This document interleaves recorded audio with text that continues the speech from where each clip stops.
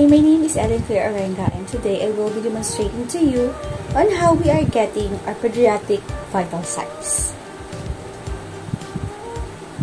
Vital signs are measures that reveals important information about how well our heart, lungs, and other important organs are functioning. They include the measures such as our heart rate and blood pressure.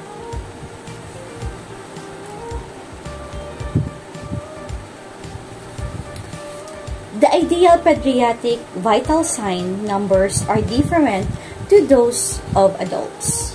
For example, babies and children tend to breathe more rapidly and have a quicker heart rate.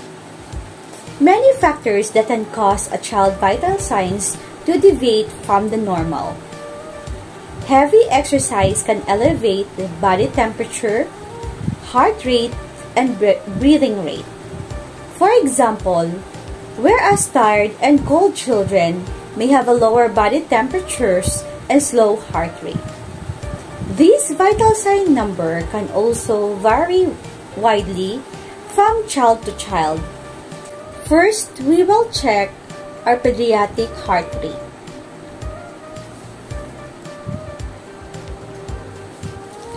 Heart rate is a measure of how many times the heartbeat in a minute. There are a few ways to test the heart rate. For example,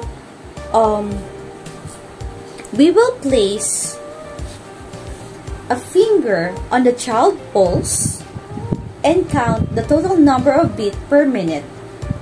Alternatively, they can count the number of the beat in 10 seconds and multiply it by 6.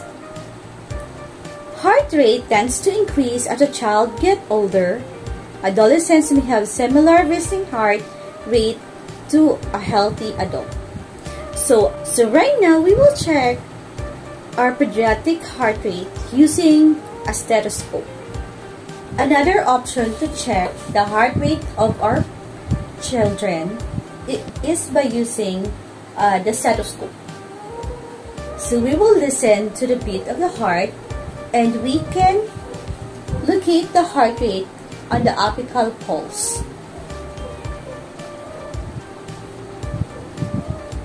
We will count the heart rate in a beat by tapping our finger one at a time, or based on the rhythm of the heart.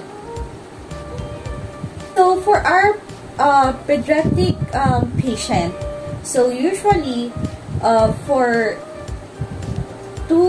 from 3 to 5 years old, if the patient is awake, the normal heart rate ranges from 80 to 120 beats per minute and 65 to 100 beats per minute while sleeping.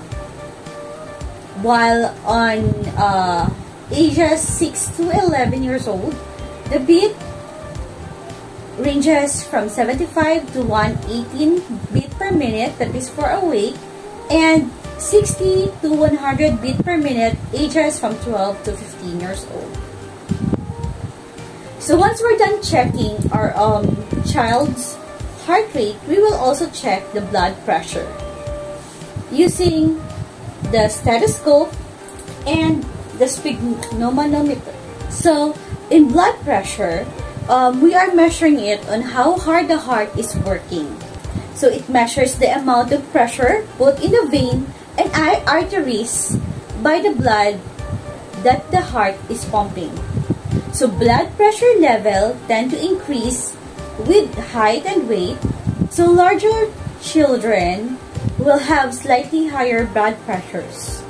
Girls often have a slightly high blood pressure than similar-sized boys.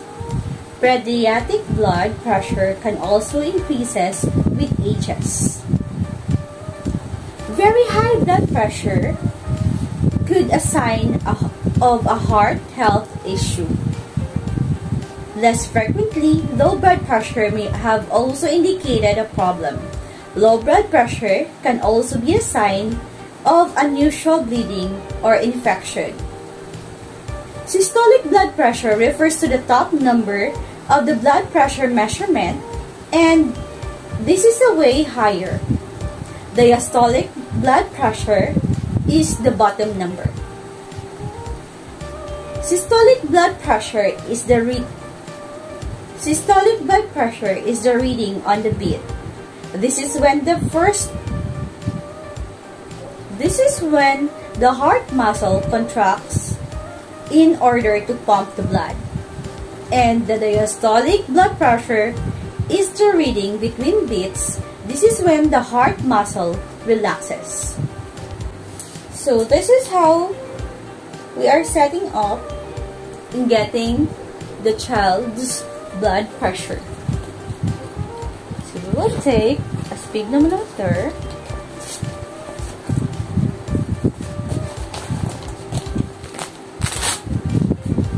and let's make sure that we will be putting it on the arms. Make sure that there is no cloth or any obstacle when we are putting the sphygmomanometer.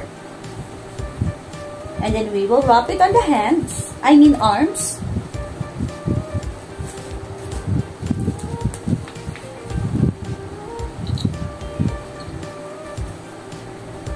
And then we will locate for the pulse as a reference to our systolic and diastolic blood pressure.